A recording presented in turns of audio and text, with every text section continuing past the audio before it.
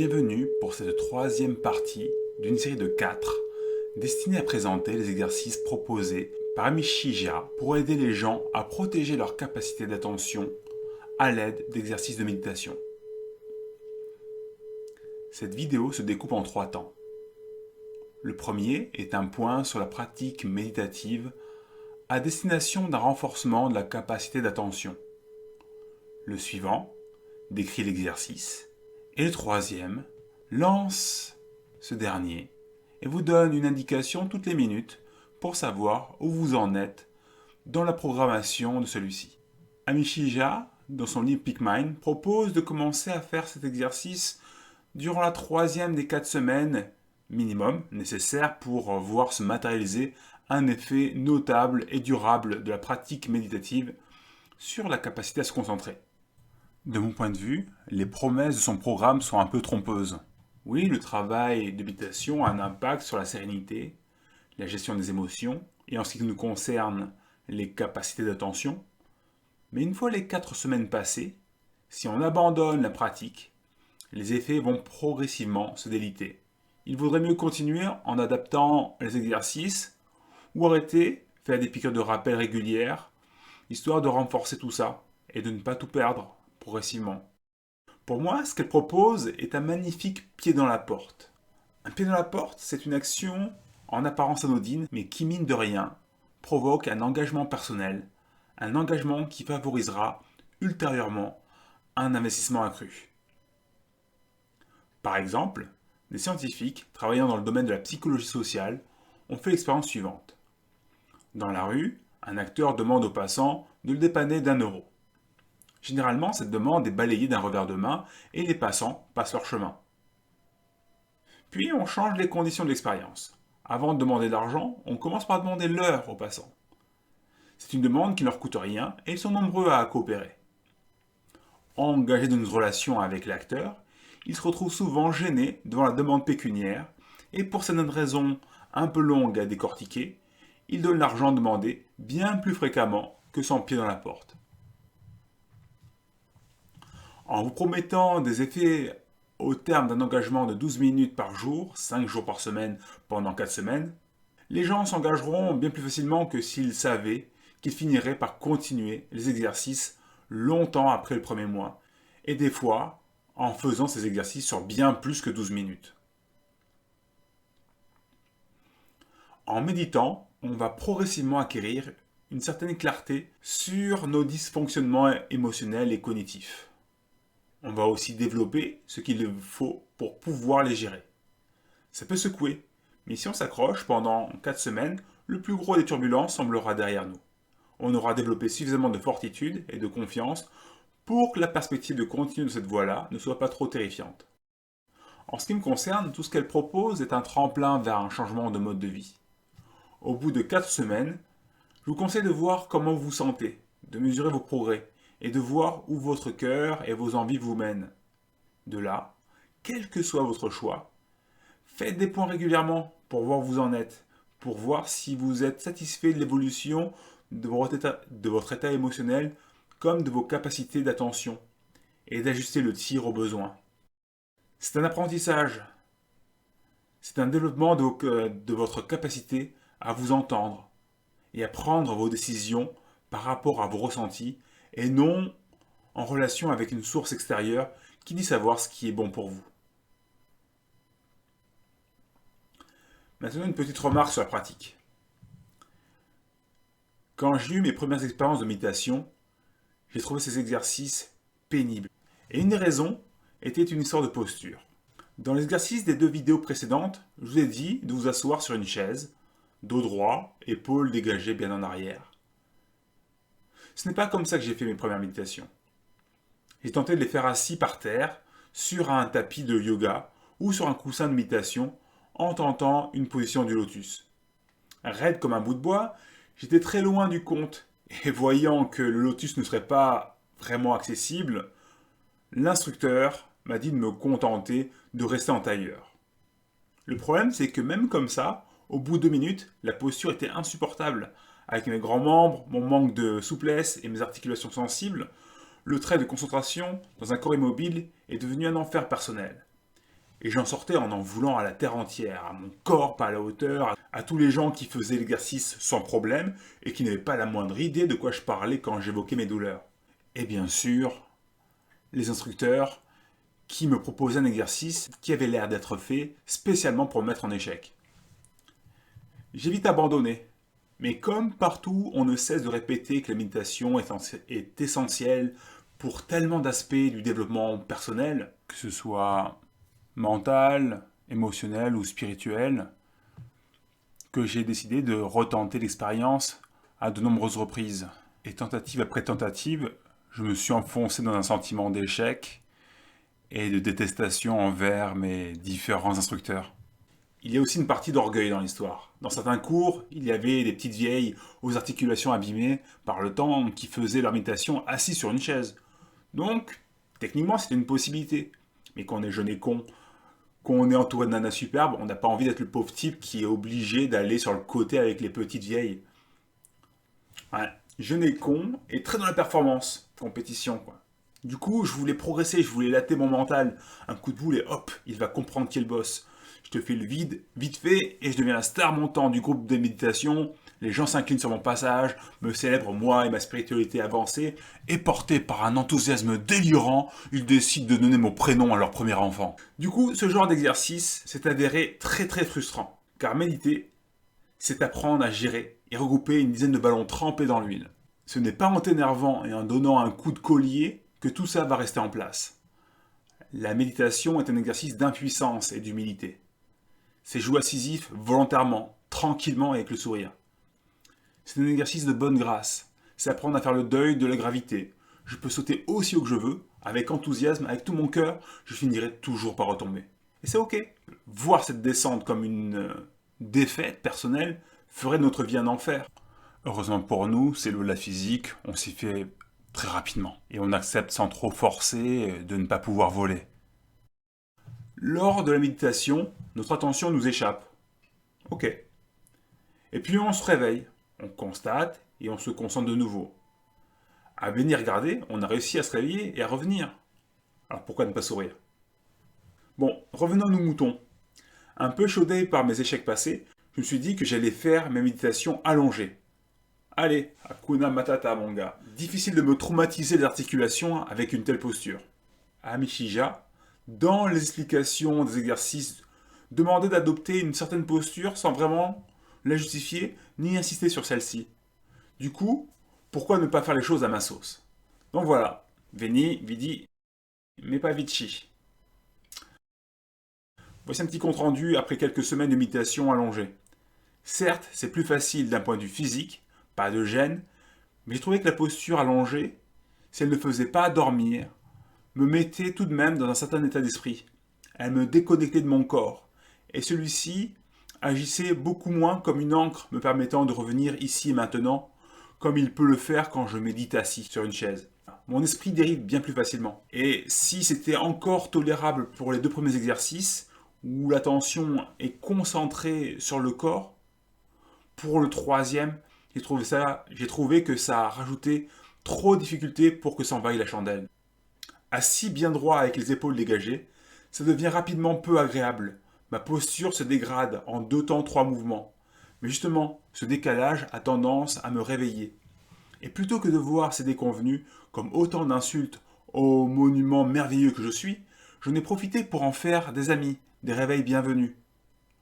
Je crois aussi que même en dehors des exercices méditatifs, je suis plus dans mon corps, plus conscient de la manière dont celui-ci se tord, se voûte et prend autant de postures aussi étranges qu'involontaires. Ces dernières attirent mon attention, elles crient pour que je les corrige, et elles me réveillent. Et c'est justement un des buts que l'on cherche à atteindre par notre pratique méditative. Se réveiller le plus souvent possible, sortir du pilote automatique, du marasme et du théâtre dramatique de nos pensées pour être là, ici, bien présent. Pour revenir sur l'objet de la concentration du moment. Pour ce qui est du troisième exercice, la rivière de la pensée, l'idée est de se poser, dos bien droit, épaules dégagées, en arrière. Bon, épaules dégagées en arrière. les deux pieds bien ancrés au bord de la rivière de nos pensées. De là, parfaitement installés, on va regarder les idées défiler. Oui, on attend que viennent les pensées, on les regarde venir et partir sans jamais interagir. Bien sûr, les pensées vont à un moment ou à un autre nous faire réagir. Des pensées ou des sensations, de l'activité captée à l'intérieur de notre corps ou à l'extérieur de celui-ci. Ces perturbations vont provoquer des émotions et d'autres pensées à leur tour. C'est ok, c'est prévisible. On peut perdre un peu le fil et se réveiller au beau milieu. C'est ok, c'est prévisible. On peut perdre un peu le fil et se réveiller au beau milieu de la rivière, à des kilomètres de là où on s'était assis pour observer. Alors on sort de l'eau, on s'ébroue un peu, et sans attendre d'être complètement sec, on redirige notre attention sur la rivière à nos pieds. Il fait bien chaud, très rapidement nos habits seront de nouveau débarrassés de leurs dernières traces d'humidité. Cet exercice est assez différent des deux autres qui le précèdent, car on n'est plus concentré sur une partie de notre corps, sur quelque chose de relativement fixe, ce qui nous prive de certains signaux d'alarme qui sont bienvenus et qui nous permettent de nous ramener ici-bas quand à rien perdu, une sensation diverge de celle qui accompagne la concentration sur cette partie du corps.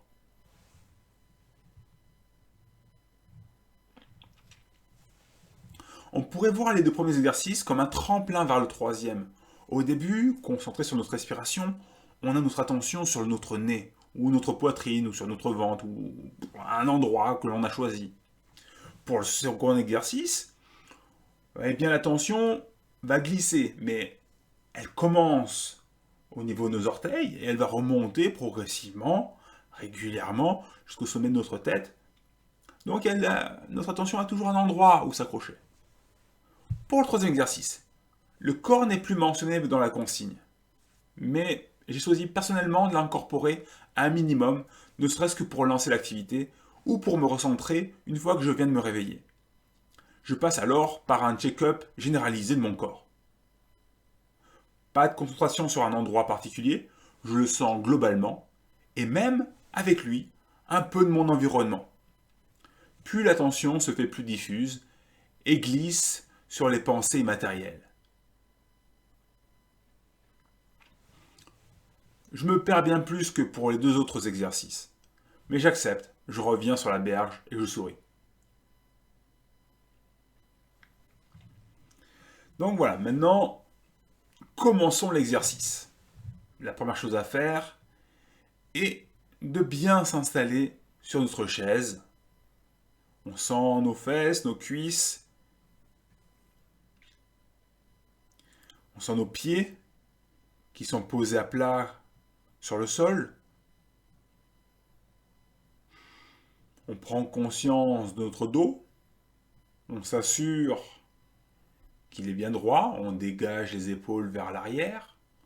On peut imaginer un fil accroché au sommet de notre crâne et qui tire celui-ci vers le haut.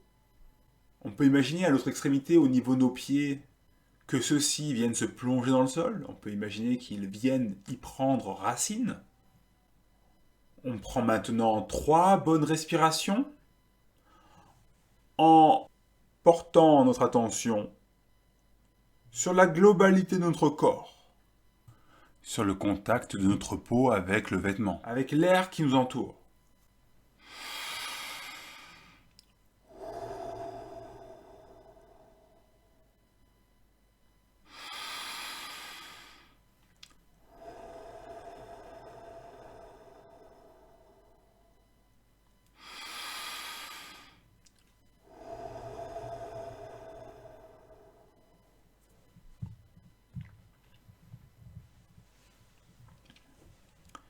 Et à partir de maintenant, on va être attentif aux pensées qui vont se succéder les unes après les autres.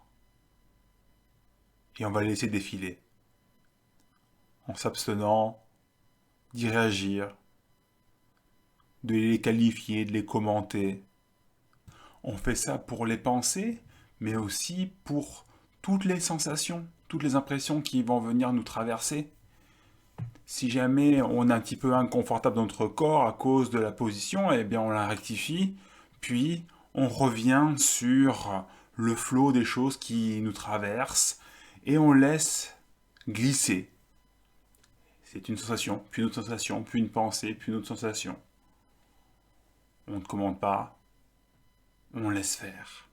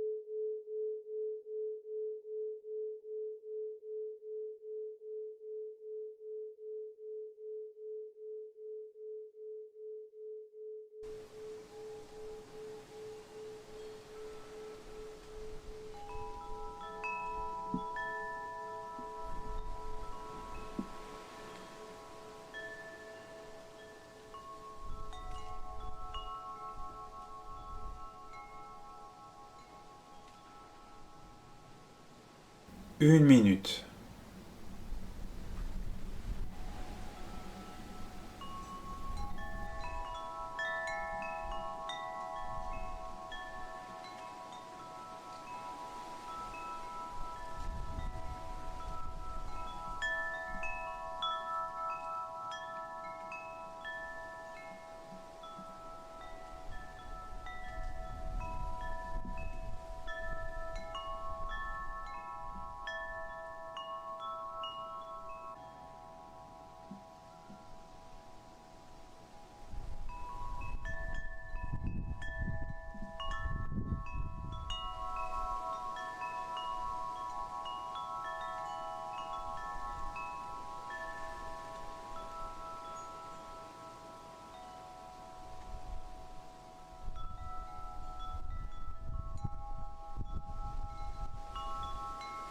Deux minutes.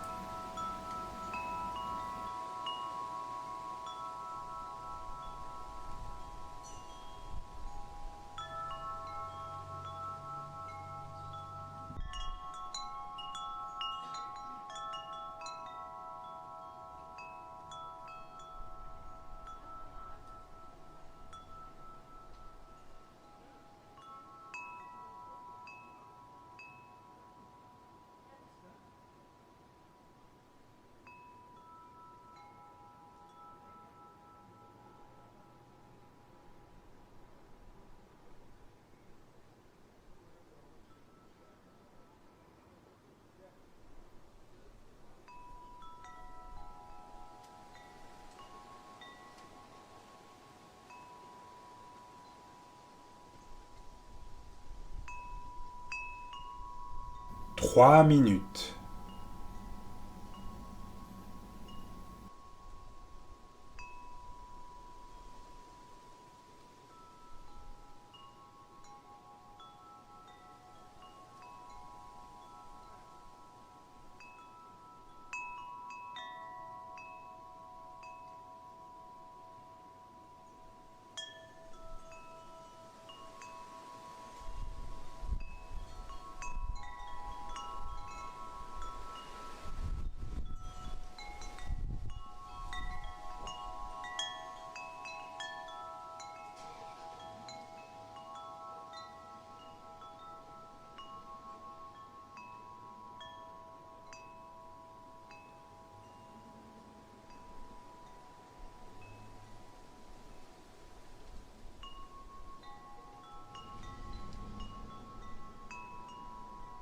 Quatre minutes.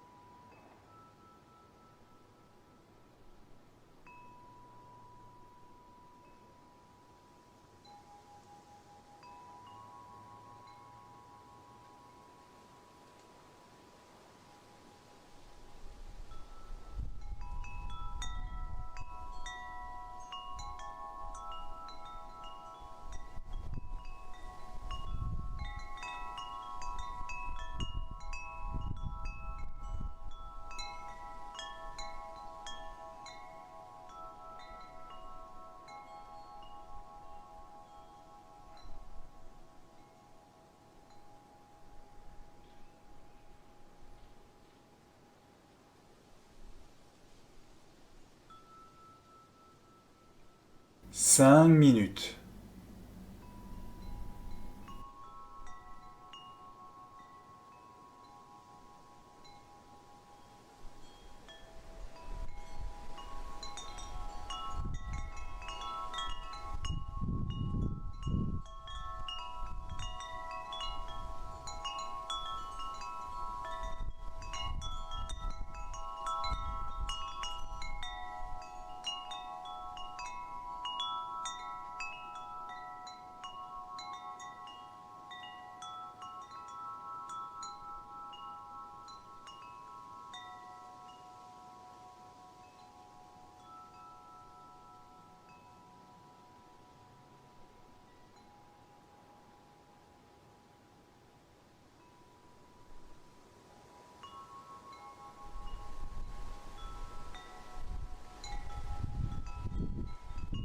6 minutes.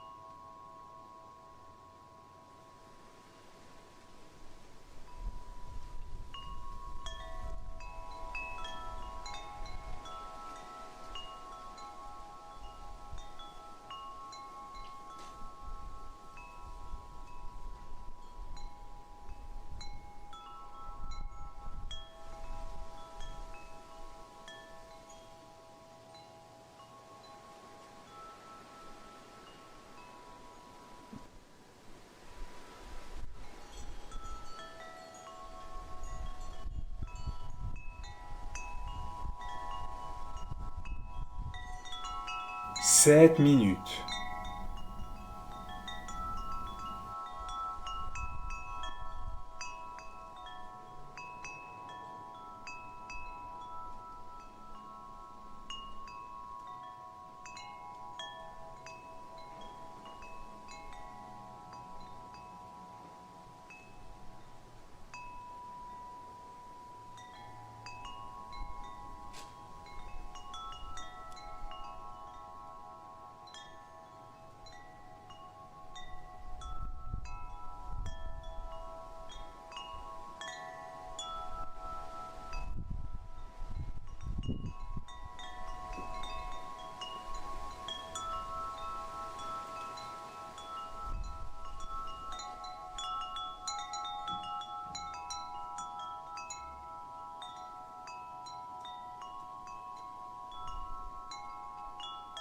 8 minutes.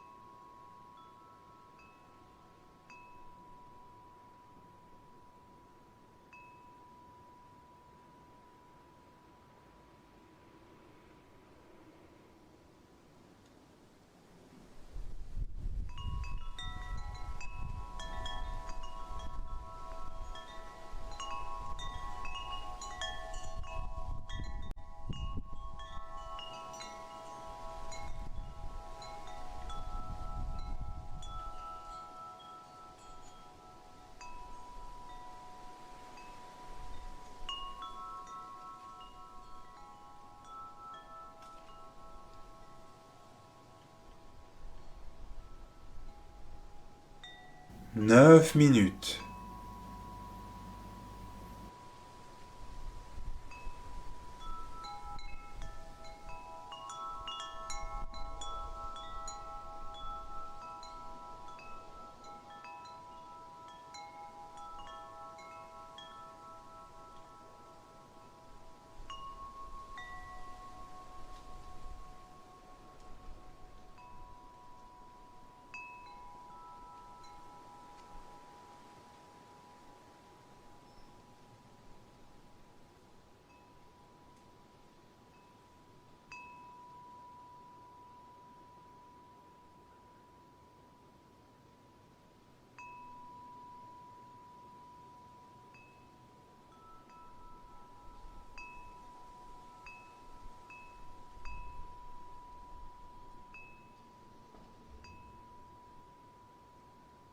10 minutes.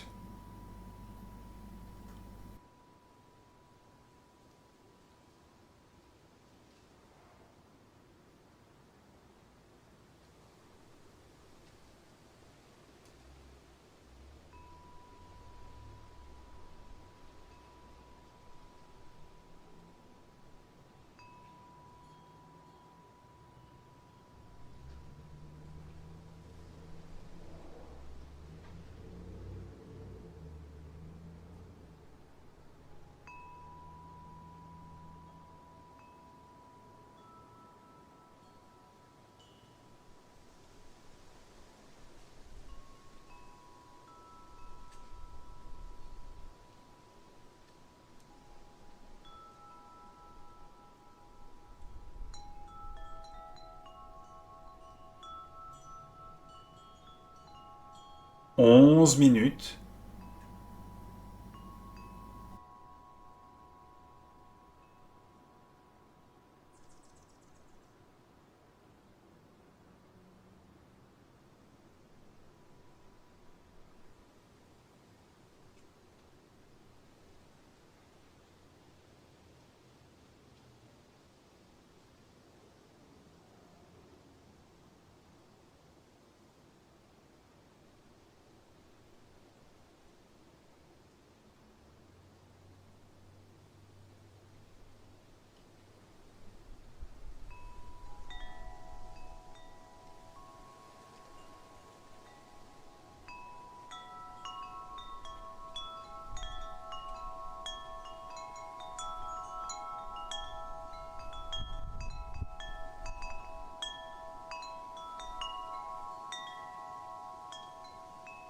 12 minutes.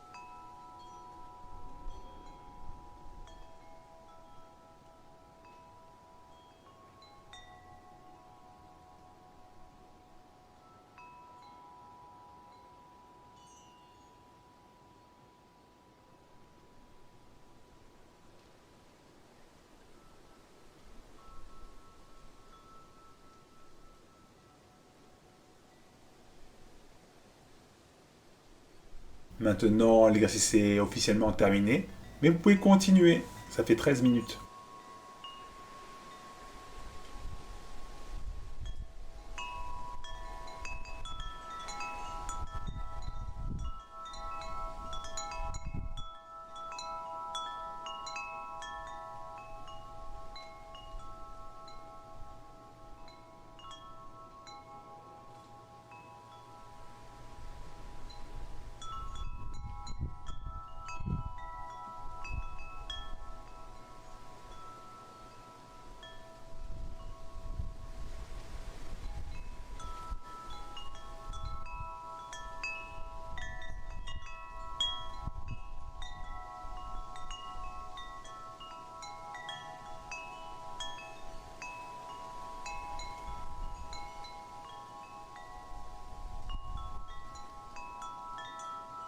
Quatorze minutes.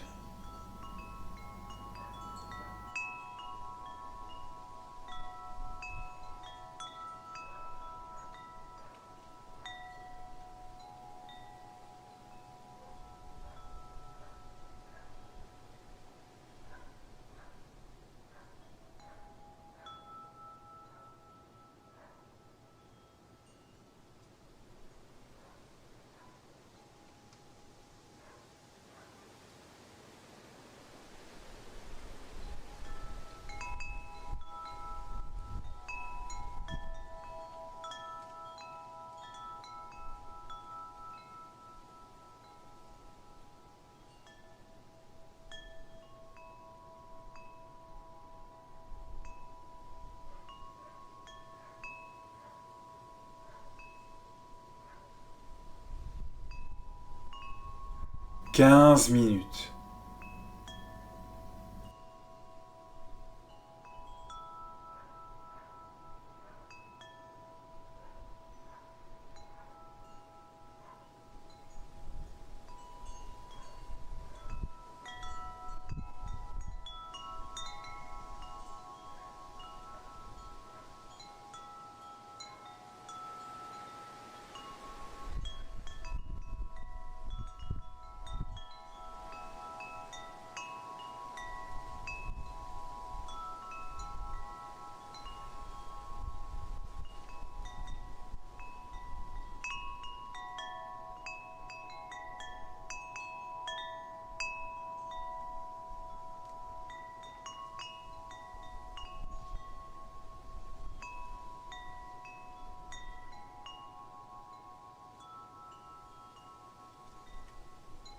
Seize minutes.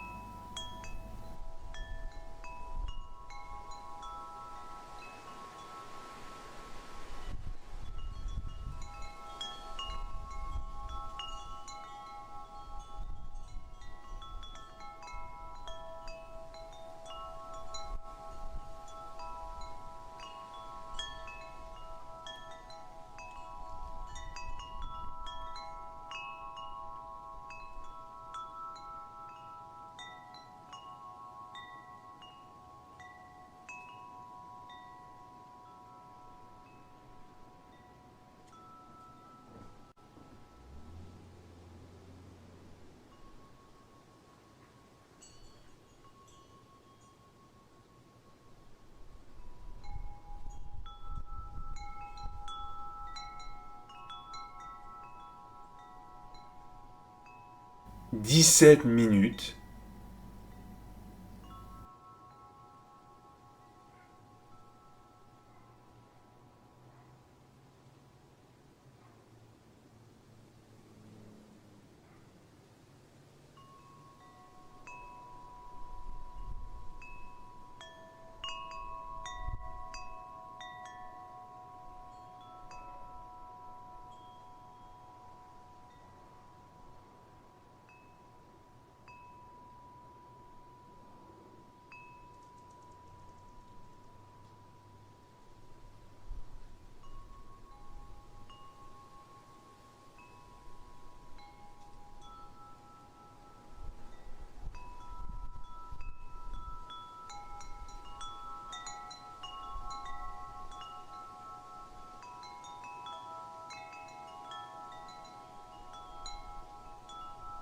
Dix-huit minutes.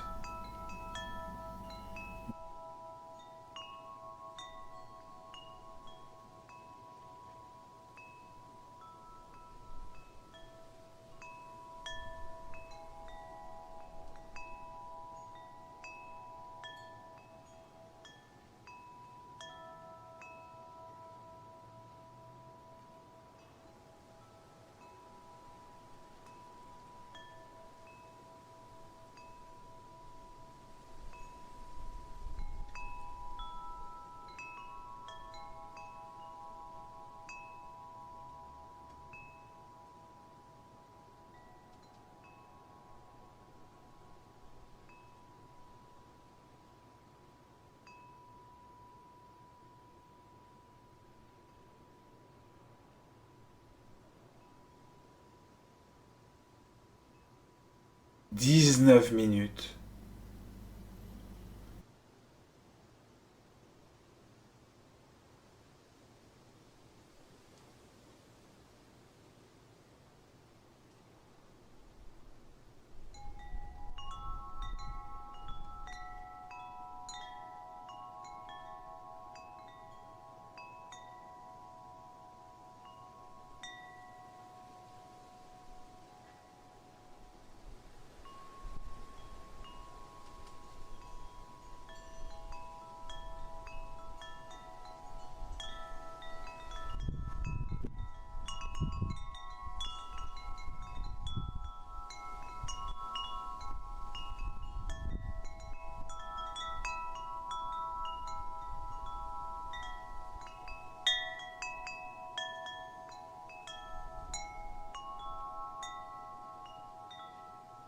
20 minutes.